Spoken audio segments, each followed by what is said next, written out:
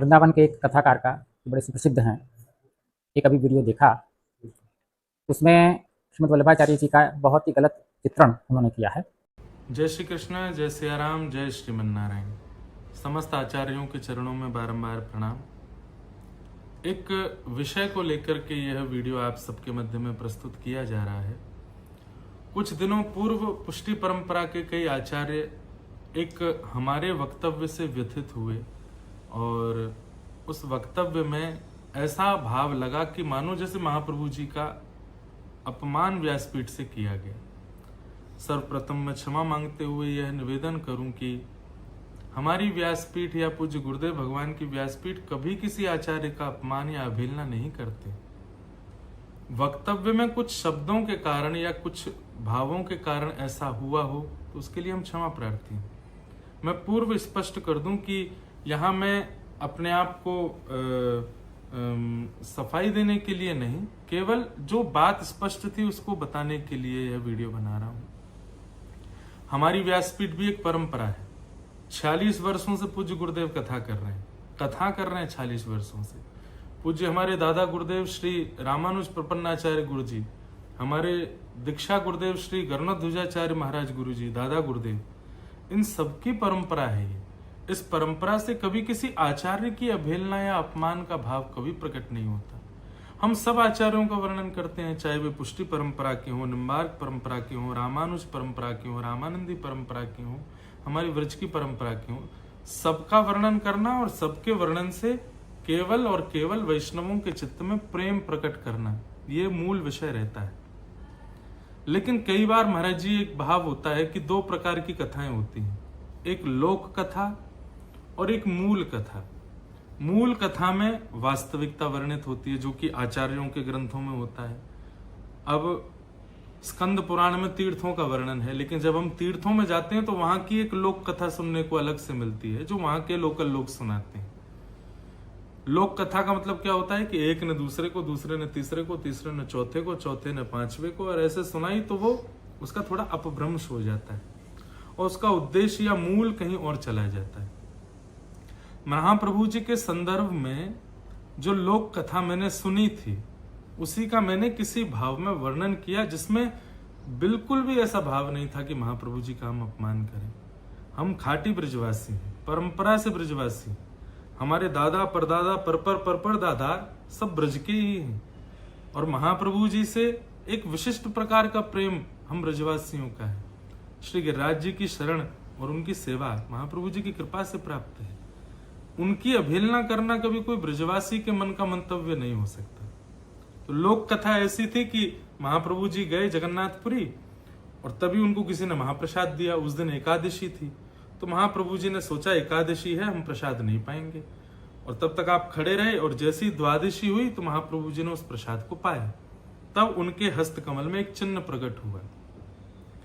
वहां कथा में ये बिल्कुल शब्द नहीं कहा गया कि हस्त कमल में कोई कौड़ का चिन्ह प्रकट हुआ या फिर किसी प्रकार का कोई अपमानजनक शब्द नहीं, बल्कि कथा कहते समय भी मेरे मन में यही भाव था कि महाप्रसाद का ही वह चिन्ह रहा होगा। और जो थोड़ी देर बाद अंतर ध्यान हो गया, तब उन्होंने महाप्रभु जी जगन्नाथ जी से कहते हैं कि ये चिन्ह कैसा?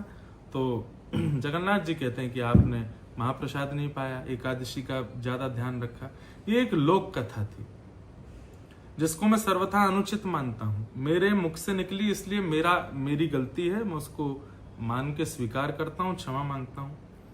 फिर उसके बाद हमारे आचार्य परंपरा श्रीमद् वल्लभाचार्य जी महाराज के वंशज और उन्हीं की परंपरा के एक आचार्य चरण ने मुझे पूरी कथा भेजी।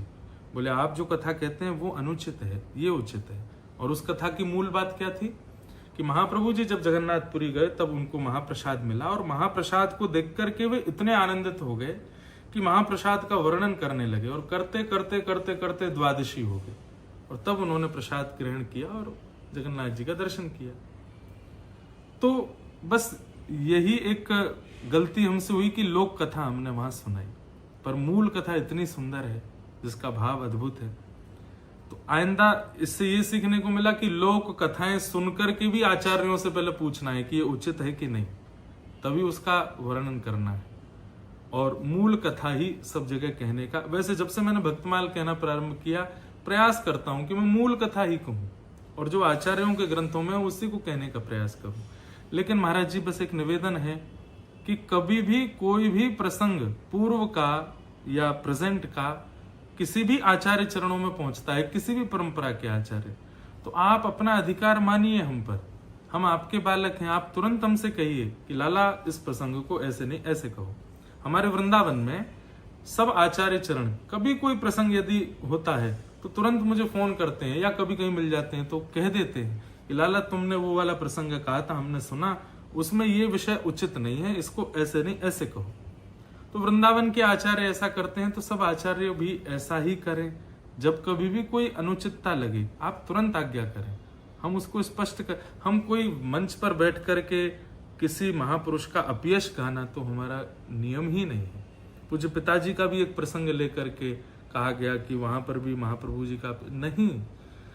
ब्रजवासियों की भाषा ऐसी है जिसके कारण महाप्रभु जी भी हंस गए, बोले भाई ब्रजवासी हैं, अनन्य फनन के भाव रखते हैं, लेकिन वह भी एक लोक कथा है, उसको भी आइंदा कभी नहीं कहा जाएगा। और भी कोई प्रसंग ऐसा लगता है कि कभी कह दी, उसमें महाराज जी ये विचार ना किया जाए कि इनका मन ही ऐसा है, ये ऐसा ही कहना चाहते हैं, हमारे आचार्य की अवहेलना करना चाहते हैं। नहीं, हम सब आचार्यों को प्रणाम करते हैं और सब आचार्यों को प्रणाम करने से ही ठाकुर जी प्रसन्न होंगे, ऐसी हमारी भावना। तो मेरी बस यही प्रार्थना है कि किसी भी वक्तव्य या भाव से ये ना सोचा जाए कि इसके मन में आचार्य के प्रति श्रद्धा नहीं। हम तो पूर्ण भाव से सुनाते हैं, लेकिन कभी कोई लोकोत्तर कथा अगर उसका कोई वक्तव्य गलत है तो आप आज्ञा कीजिए। आइंदा वैसे ऐसा नहीं होगा, लेकिन फिर भी आपको आज्ञा का अधिकार है। आप अधिकार से फोन करके हमें मिल करके या कभी भी किसी भी माध्यम से कह सकते हैं कि इसको सुधार करके कहो। हम अगले ही दिन आपका स्मरण करके उस भाव को कहने का प्रयास करेंगे। बाकी इस व्यासपीठ से, इस परंपरागत व्यासपीठ से कभी भी अनुचित वक्तव्य देने का प्रयास नहीं किया गया।